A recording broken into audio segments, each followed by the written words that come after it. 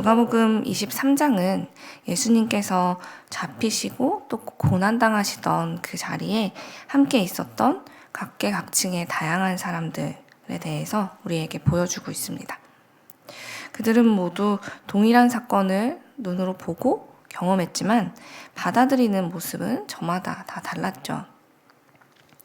먼저 예수님과 3년이나 동행했지만 물질의 유혹을 이기지 못하고 예수님을 배신했던 유다와 또 예수님을 모른다고 3번이나 부인했지만 회개하고 돌아온 베드로, 그리고 또 도대체 이 사람이 무슨 잘못을 한 것이냐, 이 사람을 사형에 처할 만한 그런 죄를 나는 발견하지 못했다라고 말했던 빌라도의 이야기가 23장에 나오고 있고, 그럼에도 불구하고 그가 결국은 자기의 이익을 위해서 예수님을 아무 죄가 없음을 알면서도 사형에 넘겼던 것을 우리는 23장에서 절반의 그 분량을 할애해서 소개했던 것을 보았습니다. 또한 그뿐이 아니라 예수님 덕분에 아무런 공로도 없이 사형의 위기에서 구원받았던 바라바에 대해서도 살펴보았고요. 또한 멀리 구레네에서부터 이곳까지 와서 갑작스럽게 예수님의 십자가를 지게 된 이후에 예수님을 따르는 인생으로 변화된 구레네 시몬까지 우리는 살펴보았습니다. 예수님의 이 23장의 내용, 또 이 앞의 내용부터 이어져서 예수님을 만났던 많은 사람들의 그 이야기를 보면서 우리는 그분의 사랑과 은혜를 믿고 끝까지 따랐던 사람들과 믿지 않고 그분을 부인했던 사람들의 인생이 얼마나 달라졌는지 요즘 그 어느 때보다도 깊이 묵상하면서 우리 자신을 돌아보는 은혜를 누리는 중에 있습니다. 오늘 말씀은 어제 만났던 그 구레네 시몬을 이제 지나서 그의 뒤에서 예수님을 울며 따르고 있던 큰 무리의 여인들에 대해서 우리에게 보여주고 있습니다.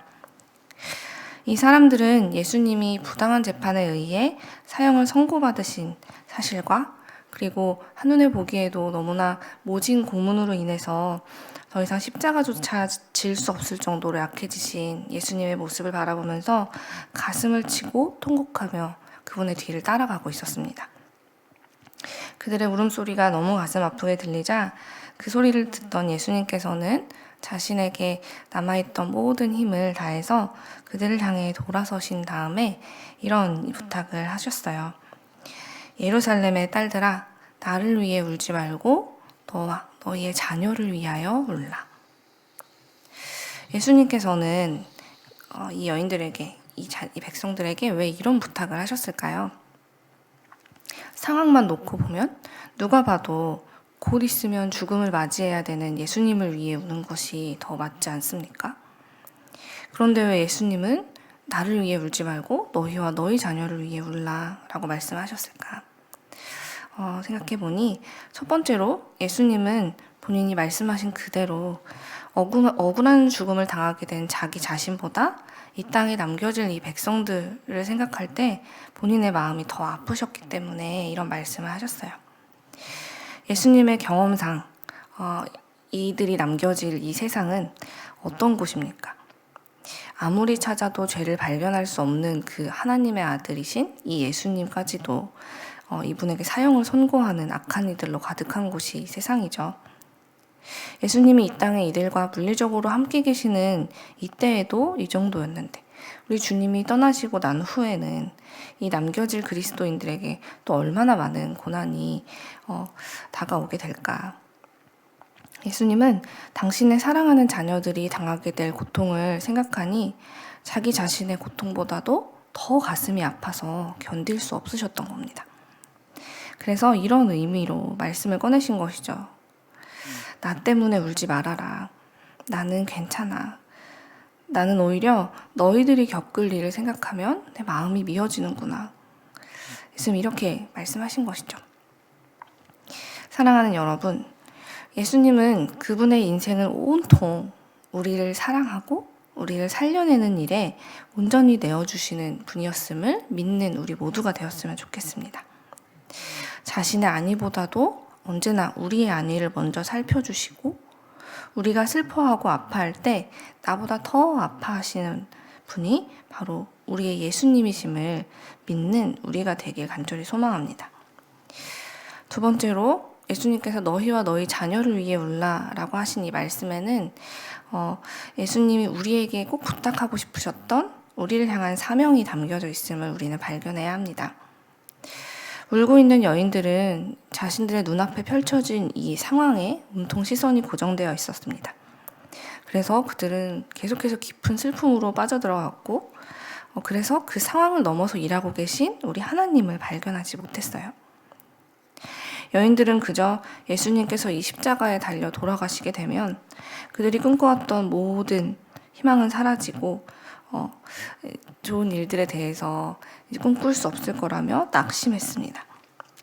그러나 그들의 예측은 잘못돼도 한참 잘못된 것이었죠. 왜냐하면 눈앞에 계신 이분은 우리와 겉모습은 닮아있지만 이분은 분명한 하나님의 아들이셨기 때문입니다. 비록 지금은 우리가 지은 죄를 대신해서 십자가의 죽임을 당하시게 되겠지만 죽음은 결코 죄 없으신 예수님을 영원히 붙잡을 수 없습니다. 예수님은 반드시 다시 살아나셔서 당신을 믿고 따르는 이 땅의 모든 사람들을 하나님의 나라로 인도하실 것입니다. 그래서 지금은 비록 패배한 것처럼 보이지만 예수님은 결국 승리하실 것이기 때문에 이렇게 계속 슬퍼해야 될 이유가 없다고 예수님 말씀하시는 것이죠. 그러니 이제 나를 위해 우는 것을 멈추고 정말 너희가 가슴 아파하면서 울며 기도해야 될 대상이 누구인지를 정확히 보아야 해. 예수님은 그렇게 말씀하고 계신 거예요. 그렇다면 그리스도인은 이제 누구를 위해 울어야 할까요? 바로 예수님을 믿지 않아서 심판을 받게 될 사람들, 심판을 피하지 못하게 될 이들을 위해 울어야 합니다. 여러분, 사람들이 믿든 믿지 않든 심판의 날은 반드시 올 것입니다. 예수님은 그날이 되면 사람들은 차라리 산이 우리 위에 무너져 내려서 우리를 덮어버리면 좋겠다라고 말할 정도로 사는 것이 죽기보다 힘든 날들이 올 거라고 말씀하셨어요. 예수님이 이런 이야기를 하신 이유는 나를 이렇게 힘들게 한 이들에게 심판이 임할 거야 라고 저주를 하신 것이 아니라, 그러니 그런 일을 당하지 않도록 너희가 나의 사랑하는 그 자녀들이 심판을 피하고 구원을 받을 수 있도록 그들을 위해 울어야 해 라고 부탁하신 것이죠. 자신이 죽음을 앞둔 그 마지막 순간까지도 예수님은 죽어갈 당신의 자녀들을 위해 부탁하신 것입니다. 가만히 생각해보면 예수님께서 십자가를 지신 이유가 말을 잘 듣고 예수님이 시키시는 대로 따라오는 착한 그리스도인들만 선별해서 구원하시려고 십자가를 지셨습니까? 그렇지 않죠. 예수님은 이 땅에 있는 모든 죄인들을 구원하기 위해서 그 참혹한 십자가를 다 알면서도 그 길로 가셨고 또 견뎌내신 것입니다. 그런데 끝내 예수님이 이렇게 십자가를 지셨음에도 불구하고 예수님을 알지 못하는 사람들이 생겨나서 그들이 심판에 이른다면 예수님께 그보다 더 큰 슬픔이 어디 있겠습니까? 그러니 사랑하는 여러분, 예수님께서 그 자리에 예수님을 위해 울고 있던 사람들, 예수님을 사랑하는, 그래서 눈물이 나는 그 사람들을 향해서 말씀하신 그 부탁이 오늘 이 자리에 모여있는 우리를 향한 부탁임을 우리가 기억하는 시간이 되었으면 좋겠습니다. 예수님은 이 자리에 모인 우리에게도 동일한 부탁을 하고 계세요. 사랑하는 나의 자녀들아, 나를 위해 울지 말고 너희와 너희 자녀를 위해 울라.